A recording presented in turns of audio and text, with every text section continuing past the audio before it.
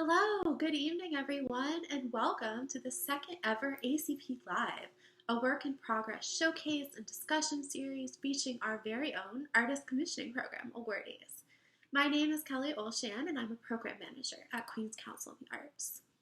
Tonight, we are so pleased to present the work of Matthew Schickele, this year's ACP awardee in music composition, representing the Maspeth Ridgewood neighborhood.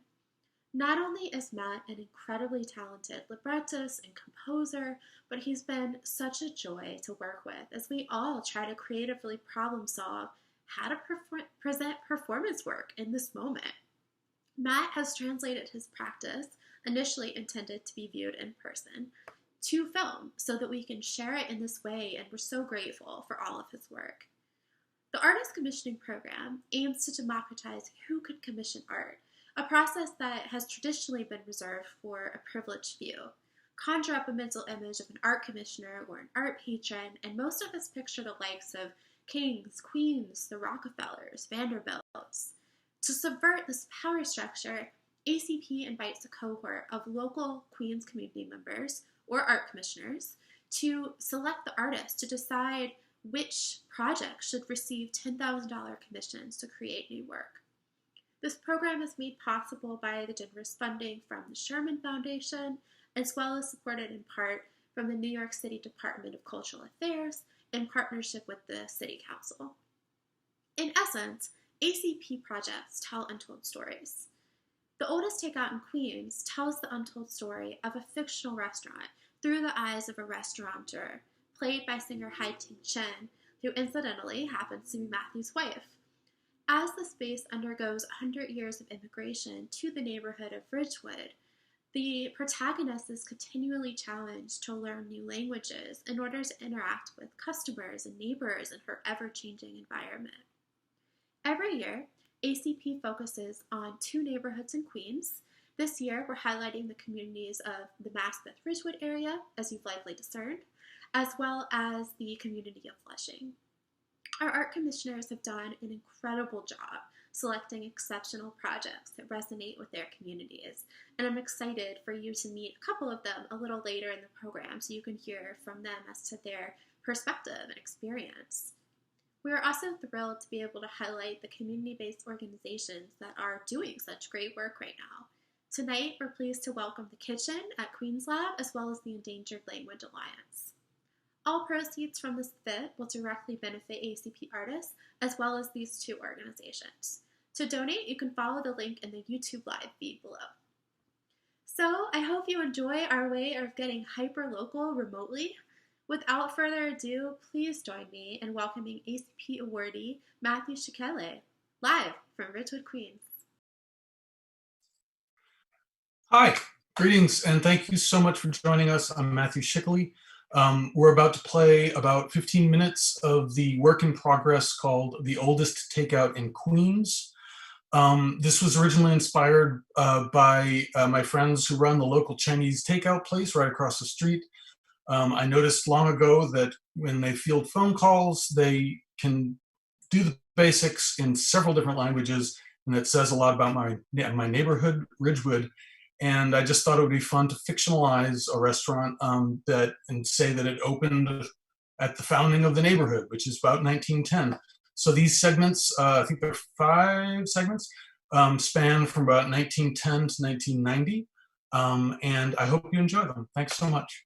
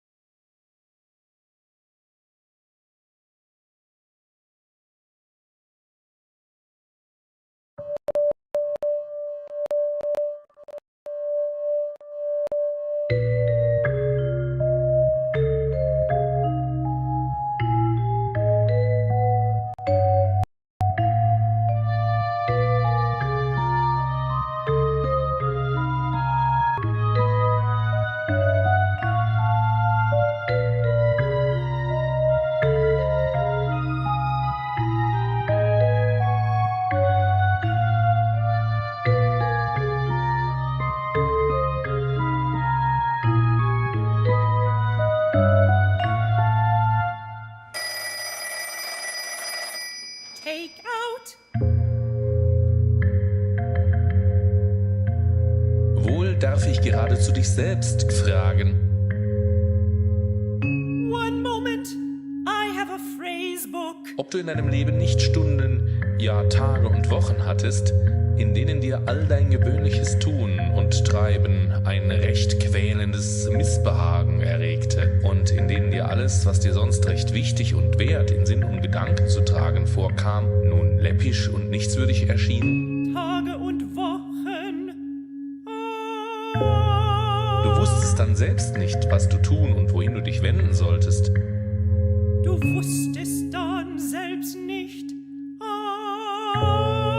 Ein dunkles Gefühl, es müsse irgendwo und zu irgendeiner Zeit ein hoher, den Kreis alles irdischen Genusses überschreitender Wunsch erfüllt werden, den der Geist wie ein streng gehaltenes, furchtsames Kind gar nicht auszusprechen wage, erhob deine Brust. Mein Herr, haben Sie die richtige Nummer angerufen? Und in dieser Sehnsucht nach dem unbekannten Etwas, das dich überall, wo du gingst und standest, wie ein duftiger Traum mit durchsichtigen, vor dem schärferen Blick zerfließenden Gestalten umschwebte, verstummtest du für alles, was dich hier umgab.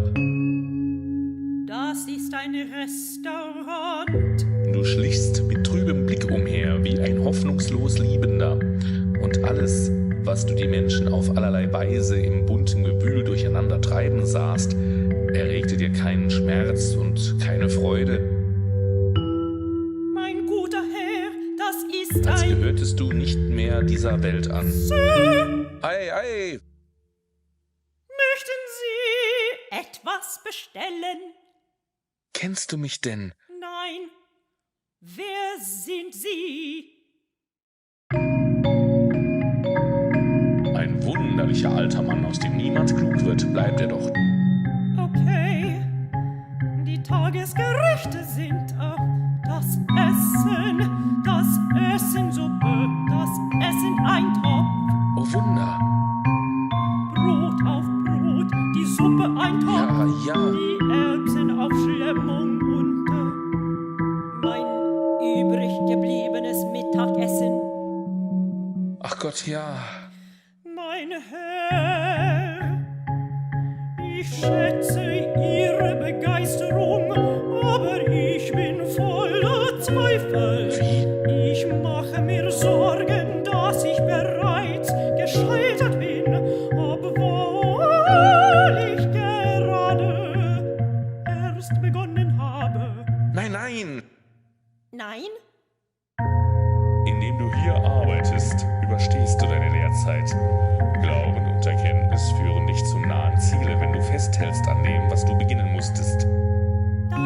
Danke, mein Herr.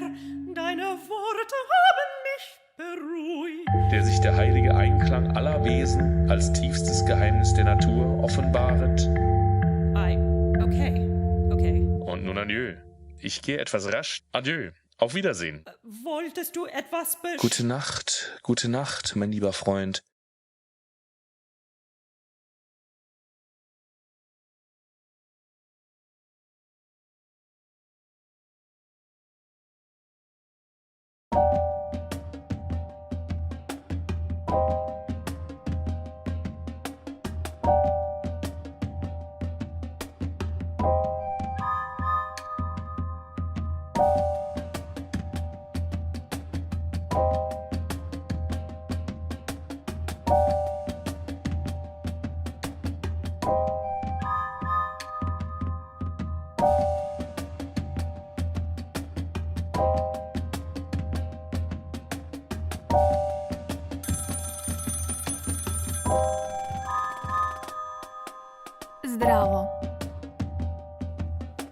Zdravo. Ovi restoran je pun, neće biti dugo.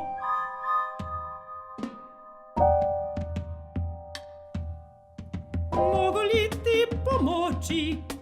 Gladan sam. Ja sam žedan. Šta želi sta pojećes? Današnji specijalitet je sve je plavo i sljano. Jaja. I jaja, plavo i sljano. Pizzu.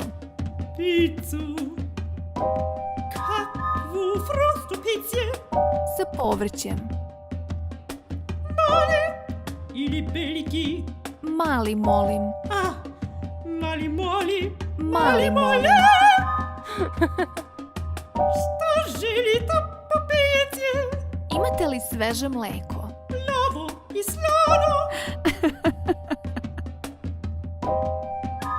Hvala vam. I zadovoljstvo moje. Kako si? Veoma dobro. Svet se menja. Svet se menja. Da li si uplašen? Da li si uplašen? Da li si uplašen? Ti si divna osoba. I ti si dobra osoba. Ovo vino je veoma mlado. To je iz poznate vinarije. Imam nekoliko bocije. Hajde da ih popijemo sve.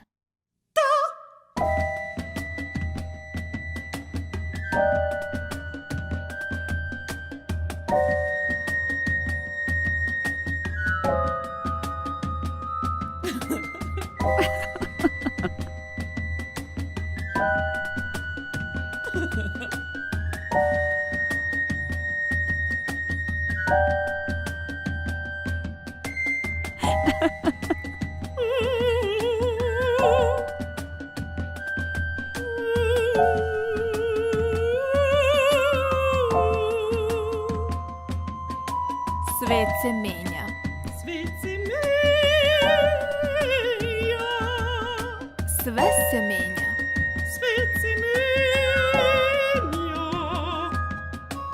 Život je divan. Život je divan. Sunce sija. Sunce sija. Sunce je jako. Sunce je jako. Vetar je jak. Vetar je jak. To je tako uzbudljivo. Volim da se smejem. Imam veliki mozak. Da, Sad se osjećam bolje. sad se osjećam bolje. Sad se osjećam bolje.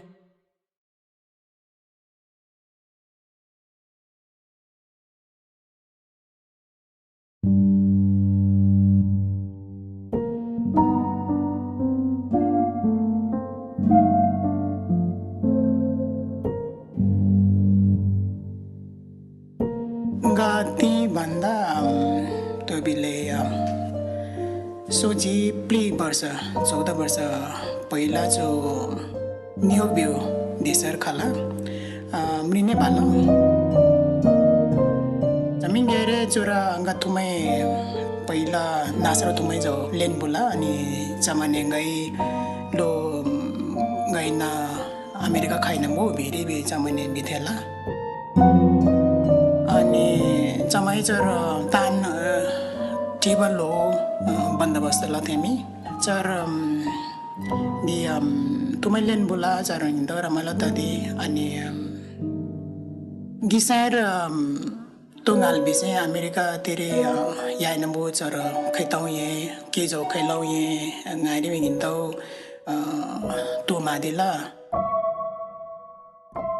ngadaina जो Korean में पसलर के लदी नसुन देने चाली गमरी दिए चुर अब के आरे होताई दी के लोर चारे प्रेरी दी के भैरी दी चाली नितानरा जो नेल्सन भ्यू तेरा के यहाँ दी चर के लो दी चाली दी गा के फेरी दी अर्को के भई दी चाली तियांगा UN भ्यू संस्था रा के लाई नंबो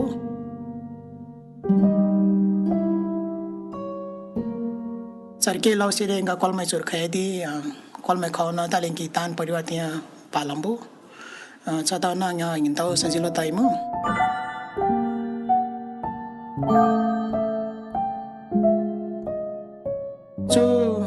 So desa Nepal banda ngindau shiomumi ngindau jura bitan ngindau ke habai fursada nyoba auroro kir dero na tikota mumi haune habai atoba ke ngindau fursada nyobi utai ke biosi ani chatauna tumane koema chuti pala tamengere matre to tadi aru belara tolai nyoba tileya jura ba jos ramalan bo Tolabacu au desara kedaleya jura Nepal banda chawanambu ki beresenere yomumi aba paisaina aba chalen yomumi jura chadau chere jura Nepal banda chawanambu de jo Amerika ngindo bikas taimbu jura nana hona chambu gyanjo chambu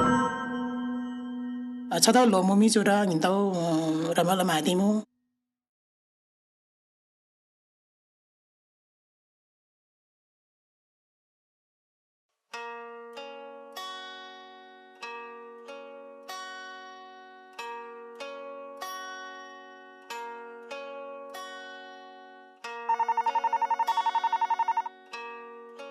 Dzień dobry, czy mógłbym zamówić rosół i do tego kotlet schabowy?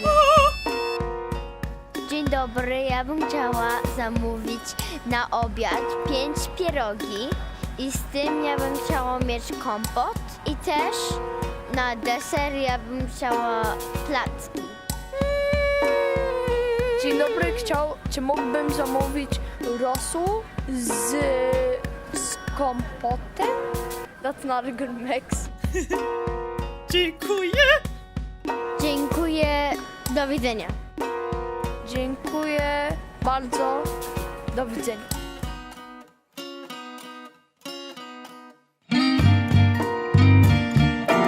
I z tym ja bym chciała mieć kompot. Bakowy na naleśniki, pierogi,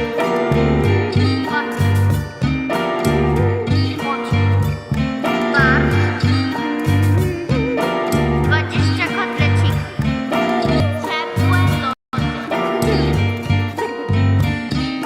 ciepłe lody. It's like hot ice cream.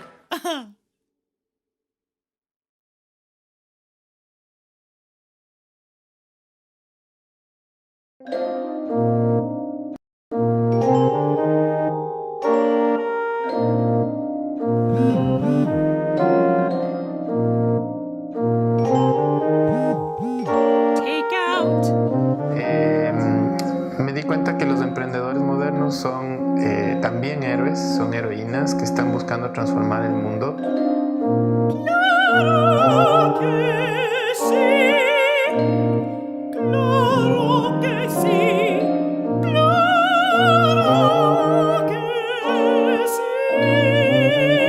Están luchando contra un montón de problemas y necesidades para que el mundo pues funcione de una mejor manera. Un mundo mejor. Un mundo mejor. Mejor. Es lo que todos queremos. Queremos. Y lo que hacemos aquí es recopilar historias de estos emprendedores, de estas emprendedoras modernas. Esto es lo que soy. Qué buena idea. Buscando que eso nos inspire y nos motive a seguir nuestro propio viaje. Ngồi gong ni ngồi cái gu jai. A kid do ho thai ngồi thang ni ye. Ngồi chung i hoi cái tan gon. Mai dang ga momo la tan gon la.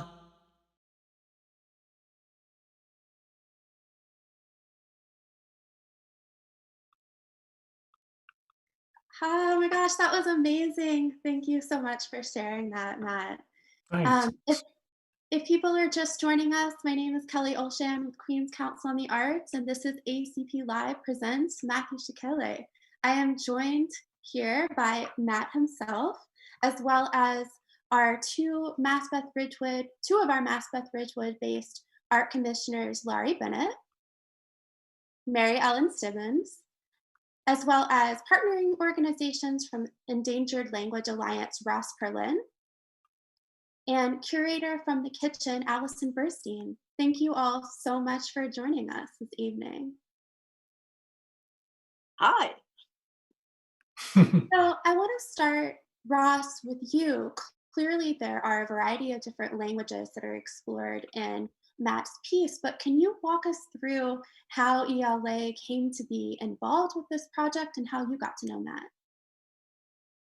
The Endangered Language Alliance has been around for about 10 years. We're a nonprofit with a small office in Manhattan, but a lot of our work is in Queens because it's, of course, the most linguistically diverse part of what is the most linguistically diverse city, probably in the world, maybe in the history of the world. And our mission as an organization is to document and support linguistic diversity.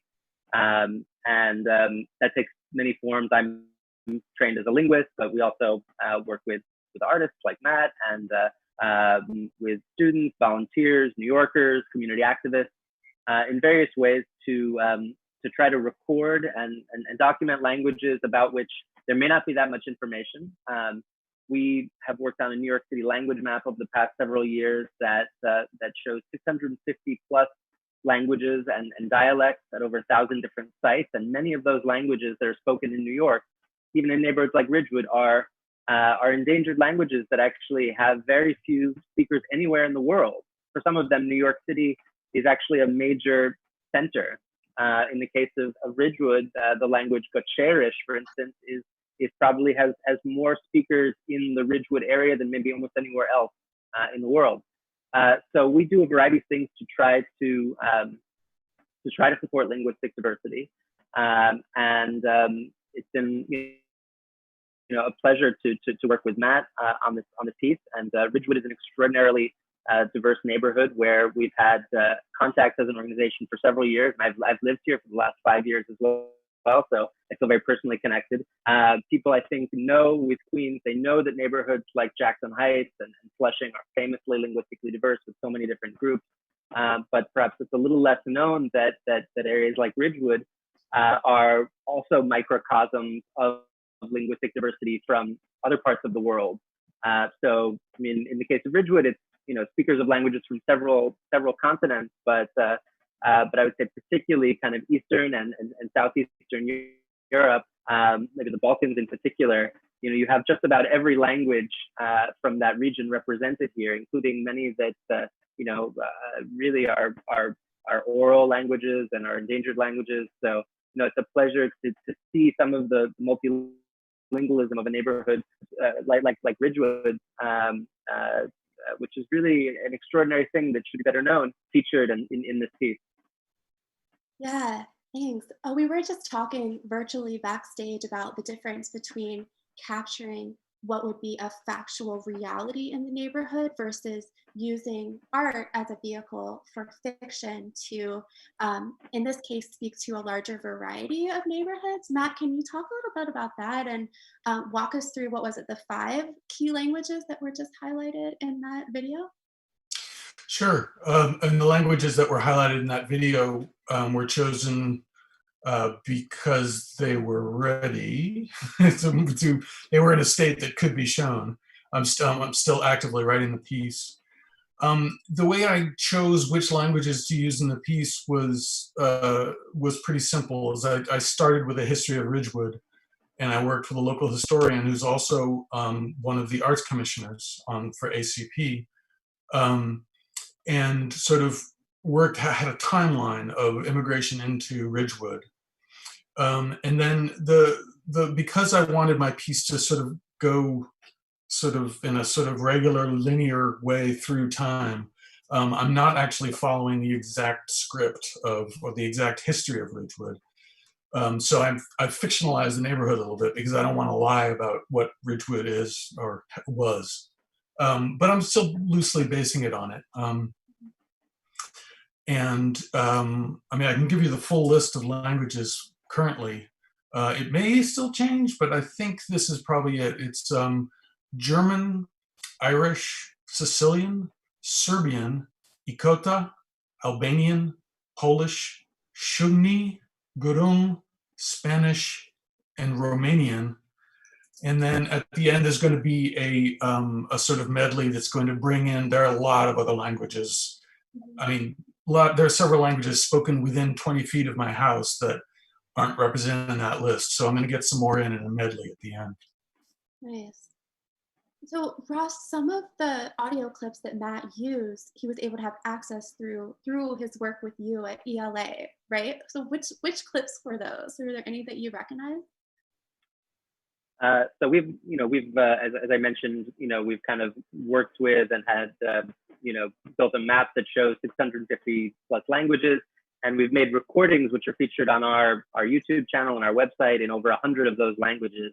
So it was great to see an artistic kind of use being made of them. I know one that stands out that Matt just mentioned is the Gurung recording, which is recording was made with one of our kind of longest term collaborators, a guy named Narayan Gurung, who is actually ex-British Army soldier, as many of the Nepalis are, sometimes called Gurkhas, who live in Ridgewood. And it's a narrative of his process of coming to America, actually. So kind of an oral history, and something we recorded several years ago with him. He's now been living on Myrtle Avenue for a number of years. I think has been active in the Ridgewood Nepali Society. I see him at Grover Cleveland Park playing basketball sometimes. And he's a speaker of, he speaks Nepali as the national language of Nepal. He also speaks excellent English. But Gurung is his native language, in addition to being his last name. And Gurung is a language spoken in a particular area of sort of northern Nepal. It's a language which is related, you could say, to Tibetan and to Chinese, ultimately in that language family, more so actually than to Nepali or Hindi. And I don't know exactly the numbers, but fewer than 1 million speakers for sure. Not a traditionally written language. Has a lot of different varieties or dialects that are spoken. His is from a town called Schickele, which is quite distinctive just from his particular town.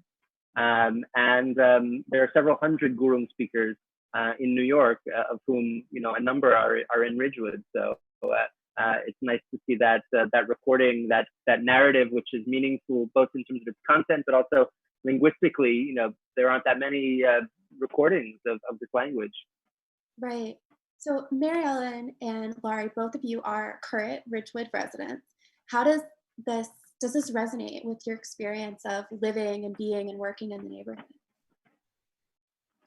Oh, yes. I mean, there are different languages being spoken every time you walk down the street. And we use it as our own little game. Can we identify where people are from as they're walking down the street? It's absolutely delightful. And the notion of the struggles of the people behind the counters in the takeout places, as well as the nail salons, the laundromats, the all of the places that are up and down the streets in Ridgewood, where people come in on a daily basis. They all have to struggle. The proprietors all have to struggle with the languages, and that's part of what the living in this town is all about. Yeah, I think that it actually makes me really aware of my own lack of ability the only languages I know are Greek and Latin, which are not being spoken anywhere. And so I find it inspiring. You pick up a little bit here and there, and you want to kind of meet people where they are and show appreciation for the languages they're speaking, and pick up a little bit here and try to say it back. And I think it's thrilling. There's no other place in the world, I think, like this. And it's exceptional to live here, I think, for that reason. Yeah.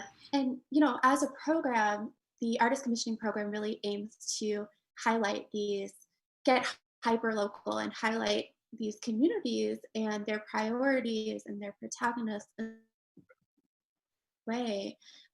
In a pre-COVID world, what we had planned to do is to take field trips and visit all of the local arts institutions and organizations that make Maspeth and Ridgewood thrive, including what we had hoped to be a trip to Queenslab in Ridgewood. And of course, then a global pandemic happened, and here we are. One of the reasons I'm so excited, Allison, that you could join us is to sort of highlight some of the work that you all are doing in lieu of physically going and being in your space. Absolutely, and it's great to be here, and we're excited to be in dialogue with all of you in Ridgewood and more broadly. The Kitchen is an organization that has been based in Chelsea since 1986, and just last year we started a temporary partnership with Queenslab in Ridgewood as a way to engage with the new neighborhood and to build out our audiences. And we have a short video featuring the executive director and chief curator of the Kitchen, Tim Griffin, in conversation with two members of Queenslab that we can show that will introduce a bit more about this partnership and how it came about and what we're hoping to achieve in conversation with the neighborhood. Griffin, I'm the executive director and chief curator of The Kitchen. It's a nonprofit organization that's existed since 1971 and has been housed in a former ice house in Chelsea on 19th Street since roughly 1986. About a year ago, we were looking at how the neighborhood was transforming, and we were looking at our own building and knowing that we had improvements and renovations that we needed to make with the building. At the same time that we started to think a little bit about where the artists were, who our audience was, how was our constituency being changed, altered, stretched, just by virtue of how the world around us in our immediate vicinity was being changed. Everyone has seen all those towers, growing, around us, and seeing how, the world in which the Kitchen exists is radically different from the one in which it was created in 1971, or even when it moved there in 1986. One of our board members, Greg Feldman, was talking with Jim at one point, and brought to our attention in turn Queenslab, which seemed an amazing location to work speculatively, but then also find another community, another generation of individuals, and introduce the Kitchen on some level, to a different group, and to see outside itself. Whether we might be a thorn in the side of Chelsea, but take a look at how we could figure ourselves differently in New York, and Queens was a remarkable place. Does that recollection fit with yours, Jim? Yeah. Thanks, Tim. Yeah, my name is Jim Hodges, and my studio is housed in this building that we call Queenslab, and this is Carlos Marquez de Cruz, who works with me here. And Queenslab as an idea is really space and time. And when Greg came up to me and said that the Kitchen was looking for a temporary space, and would Queenslab be interested, it was like a dream come true for us, because as a aspiring yet invisible kind of presence within the landscape here, we wanted in our dreams and in our aspirations to provide opportunities for access and to support not just institutions in collaboration, but artists and artist practices and inquiry within the creative fields across the spectrum of how that manifests. And without presenting ourselves as something, to be a more anonymous entity as a support structure and system for creation. Yeah, the space is not a conventional one, so offers that possibility of non-conventional kind of performance. So maybe during these times too, it's possible to find other solutions for performing. Yeah, I think that the volumes of Queenslab is what makes Queenslab a particularly special place.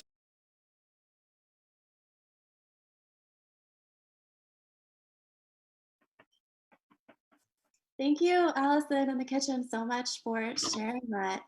Allison, Queens Council on the Arts has been sort of in the orbit and familiar with Queenslab for some time, but it actually wasn't until Laurie emailed me when we were thinking about places to visit, pre-COVID, saying, I attended this event in my neighborhood at Queenslab. It was incredible. We need to take the ACP team down there and check it out. And that's when, our email communication started, and we ended up getting to know each other. Absolutely, and that's what we're very excited about as the Kitchen, as an organization that's been around for many years and that's formed partnerships and relationships with people in the Chelsea community sort of in this same way by happenstance. People just happen to walk in the building and see what's going on in any given moment, and we're very excited to be meeting new people and to form new relationships in a similar way through the programming at Queenslab. And I think one of the things that Jim Hodges spoke about in this video that we find really inspiring is that Queenslab is very much turning itself over to its partners and allowing other people to form these connections that then Queenslab is happy to be part of. But as he says, they think of themselves as more of an invisible entity that is there to support and to sort of turn over to other projects as the need arises. And we're very grateful to be, as the Kitchen, to be at Queenslab for this, for a temporary amount of time, presenting programming there and working in this way. Yeah, it just speaks to the fact that the future of the arts is local. At least in terms of ACP, our focus has always been highlighting local Queens communities. But, Laurie and Mary Ellen made such a great point speaking to me earlier about how that becomes even more essential now that we can't necessarily access public transportation. We can't necessarily travel. And I can't tell you how many times art commissioners or people living and working in Queens come up and tell me, I am so sick of, I don't want to go to Manhattan to experience culture. I have amazing culture right here in my backyard, and I want to support it and cultivate it. And, Mary Ellen and Laurie, that's really what I've seen you do through this program and in working with Matt. It's just that there are so many artists banging around Ridgewood, Maspeth, and who feel that they have to spend their time working in Manhattan in order to matter. And I would love to be in a position where I did not have to travel in order to see art that is happening in my neighborhood. And that's why the joining the Queens Council on the Arts to do the ACP program seemed like such a great thing, because I could get involved with the art that was actually going on my doorstep. So a cool thing. Mm-hmm. Yeah, I think for me, that's exactly why I wanted to be part of this program. And, as a lighting designer, most of my work is either regionally in places where I don't live or in Manhattan in communities that I'm not part of. And so it's incredibly exciting for me that the only art I'm really making right now is actually in my neighborhood. And it's thrilling. And I think the pandemic and everything else that's happening in the world has really forced us to evaluate that and say, my role as an artist extends past just going to do my job somewhere else, but in my neighborhood with my neighbors, art integrated into every part of my life. And that's what I think is so great about Matthew's piece, is food is such an essential part of the experience of living here. And everyone knows about the great food in Queens, but to connect that to the social issue of the immigration of different cultures into the area, the language difficulties and exciting triumphs that happen alongside that, and to present that through a lens that everyone can appreciate and fundamentally understand, that's brilliant. And I think that that's a wonderful example of this very real thing we're confronting. I feel like there's probably, Ross probably could speak to this, but I feel like there's probably a very close correlation between the dialects of language throughout the world and the dialects of food. But food has, for pretty obvious reasons, this instant accessibility to anyone who's capable of eating. But language doesn't. The language has this little extra barrier. And then for me as a musician, like I've always just loved, I just love the sound of language. Maybe I'm not sure I should say. I literally download podcasts in languages I don't speak to play in, like when I'm taking a nap or something like that, because I just love the sound of languages. But but unlike food, they sometimes need a little help to get people to sort of pay attention to the beauty of an individual language, or to actually what someone is saying in a different language. And that kind of goes with a lot of what our ACP program is all about. I just want to say a few words about how we ended up selecting Matthew to be one of our artists. And it was what Mary Ellen was saying. We have about 3 different criteria that we were supposed to look at. We had, about 45 artists to look at. And the criteria were, one, it had to be a protagonist with an untold story.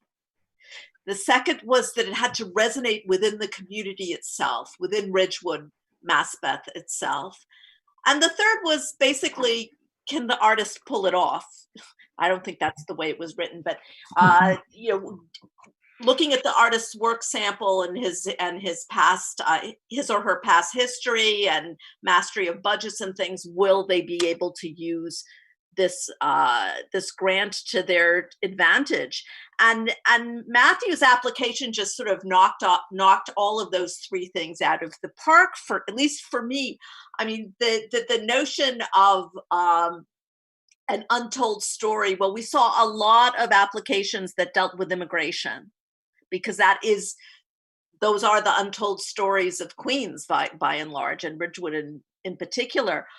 But none of them that used this lens. I mean, Matthew had this great vehicle for giving us a tour of the history of immigration in this area, and what resonates with a Queens person, a Ridgewood person, more than the corner deli, the bodega, the takeout place. We all have them, we all use them, we all know them, and we all love them, and we all make those phone calls. And so that, and then his work product was that he submitted was just enchanting. So all those 3 things, we had to pick you. We'd never have a choice. Yeah, it's one of the great things about the artist commissioning program is it's rare that artists actually get to meet people that are behind the curtains, and not only meet them, but hear their rationale behind why their project was selected, and then form personal and professional relationships that hopefully last way beyond the program. So I love watching that develop over the course of your project. And Matt, I know that so many of the art commissioners have provided insights into your creative process, or as you were saying earlier, inform some of the provided content or historical reference points to help you move forward and guide next steps. Yep. And actually, all the artist commissioners, in one way or another, have helped directly. Besides the selection, and then we have our monthly meetings and everything, but they've all been sounding boards, and then other stuff like Mary Ellen, you gave me two old phones to use from the basement. This is great. I was like, I need old phones. I have old phones. And then Christina with being so helpful with the historical context, and well, Lori, I sort of run everything by Lori. She's always got something interesting to say. It's the whole process is actually really a pleasure. Besides just the pleasure of making music, the community aspect is actually very real. And it's, we've had to reimagine the community aspect, or at least the format of the community aspect, in so many ways after the pandemic. And that, you ask yourself, I ask myself, how do you build community? How do you create a sense of locality through a computer? And so that's been a challenge for ACP, and it's part of the reason that we did this live series.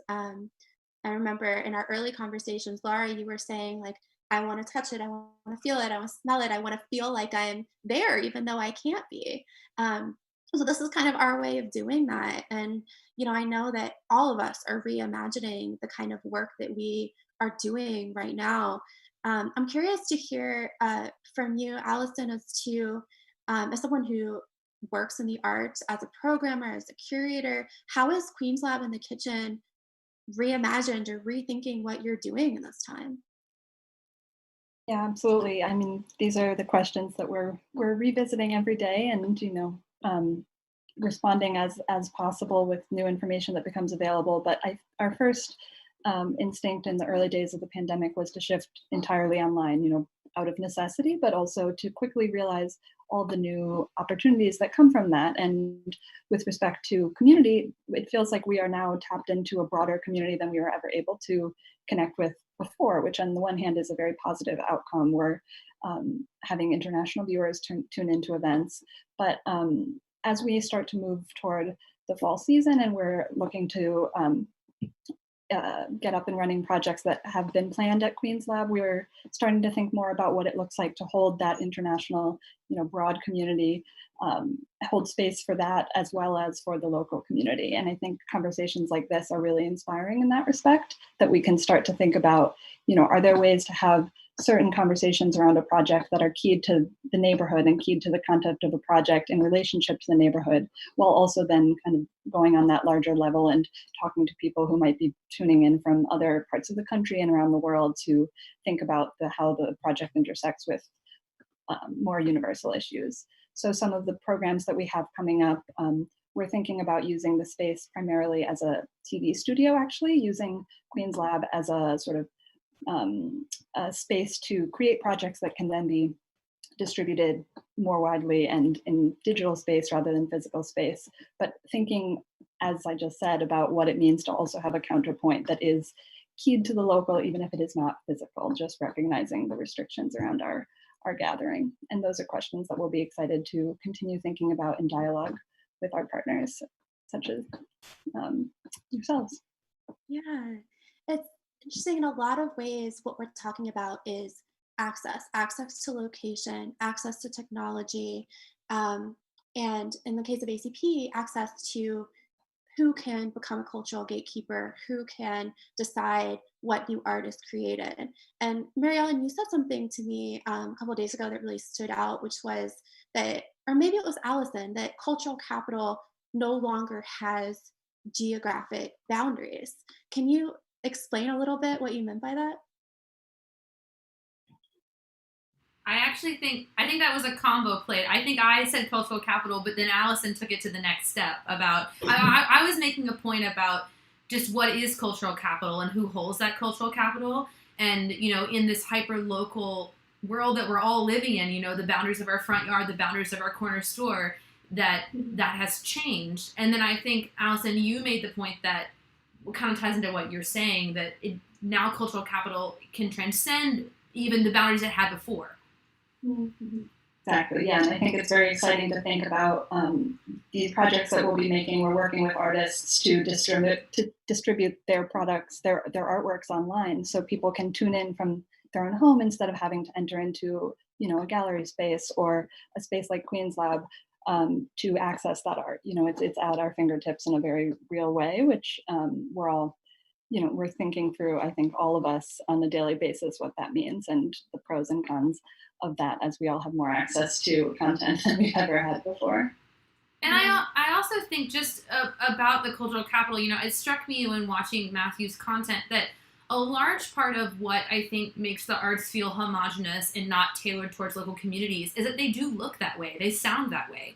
And projects like Matthew's give voice to people who maybe have never seen their voice on stage, or in this case, a digital presentation. And that's a great way to stay hyper-local, but to share that locality with other people and say, art looks like this, art sounds like this, which is very different from the art that we consume in sort of the bigger players, which frankly looks and sounds all the same and nothing like what we heard tonight.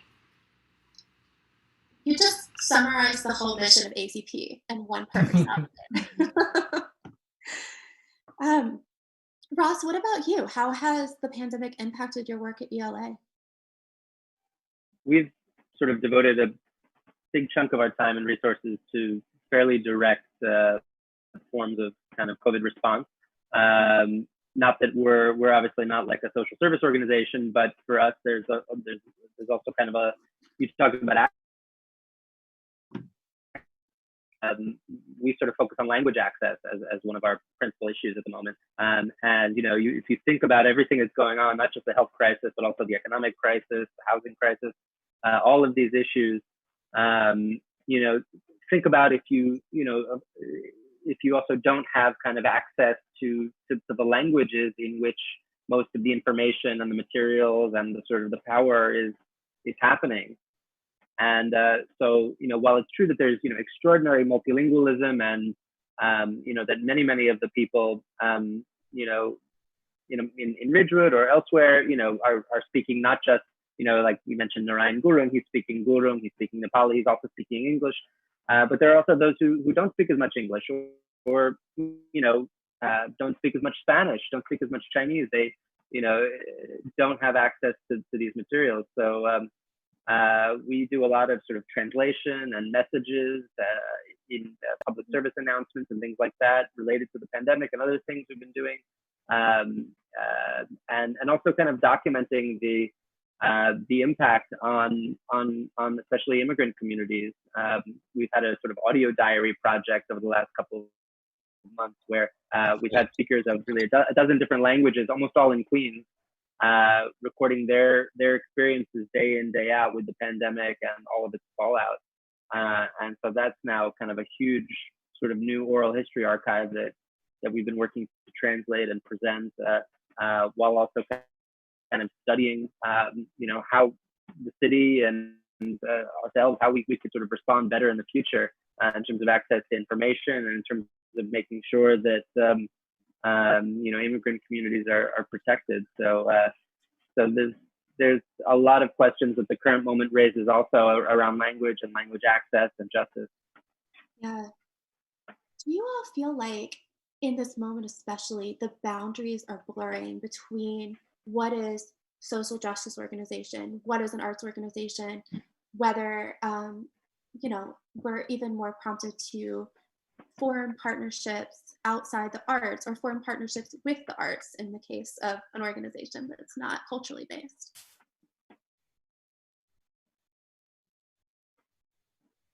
I was waiting for one of the people who run organizations to answer. Well, I can say that I think that is something that seems like it is a natural opportunity for art organizations like the Kitchen to extend work that we've been doing before, but with a new sense of urgency. So looking to think about, partnerships that extend beyond project-specific conversations and think about activating broader relationships, recognizing that, timelines are shifted, we're not operating on a regular programming schedule, and people probably won't be for a very long time. So what does it mean to be in conversation with communities that unfold, on a different pace and that really respond to topics and opportunities that arise on a case-by-case basis? We really want to be able to step in and, interact in ways that feel relevant at the moment, even, and then spiral, use that to build momentum for other ways of working. And I think that's something that we've have more space to do now that we're outside of our traditional programming, schedules and models. And it's actually a really great opportunity for us to work in different ways. Yeah, like a perversely creative time. And it's also incredibly important right now, I think, that the arts, at least in some portion, be used to magnify the voices of people who aren't heard and of people who are pushing for social justice reform in many ways. I mean, there's nothing like a good poem. I heard a fantastic quote about this a while ago, and I wish I knew who said it. I saw it on the internet, so goodness knows. But they said that urgency makes inclusion impossible. And I thought that was a really interesting way to think about it. I think of myself, and not in the way that you were saying, Allison, but the idea that in our normal sort of world, we talk a lot in the arts about whether our normal world is something we actually want to return to, which, that's a whole other conversation.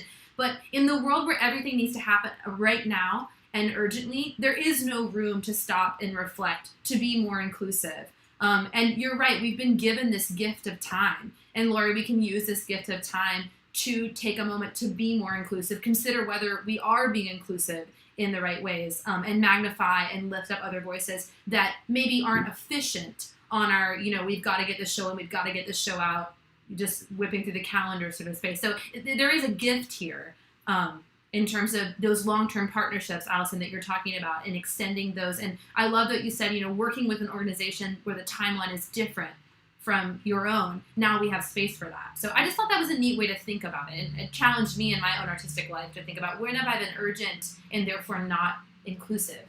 And has that been harmful? And I think, yes.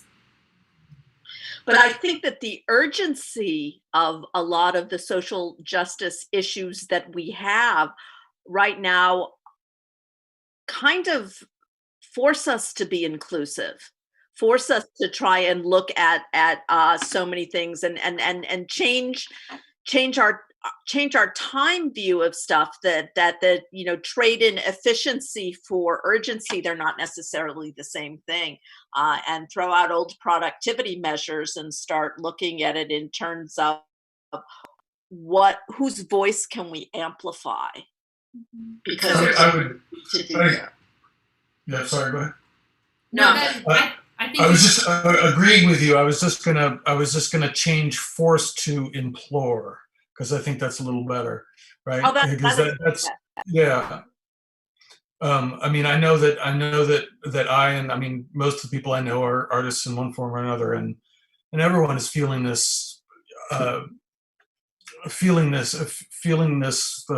of being drawn to the need to be part of the bigger conversation in a way that we didn't necessarily used to. I mean, when I was younger, I would happily write music that was just like, here, this is my brain, and I think it's beautiful.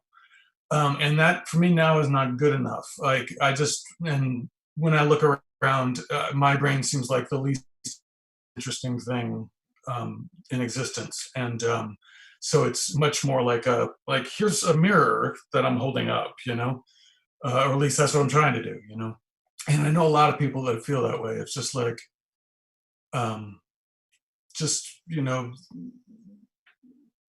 translating one person's thoughts in art is just not that impressive in many ways.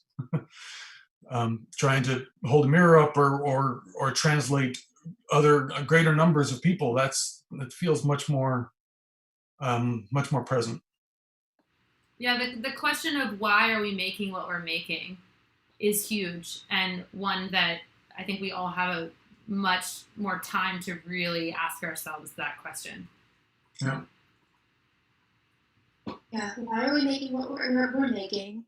Why are we doing what we're doing in terms of programming, in terms of what you choose to showcase, and who you choose to put in positions of power to make those decisions?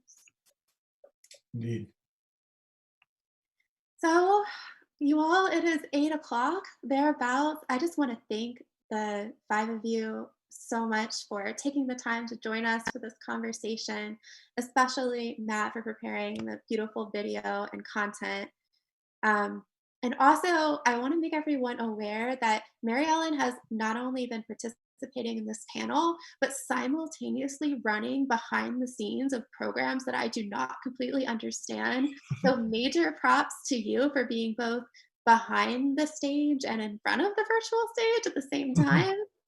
So grateful for you for doing that. And to everyone watching, we're going to have another one of these ACP Live events next Thursday, same time and same virtual space.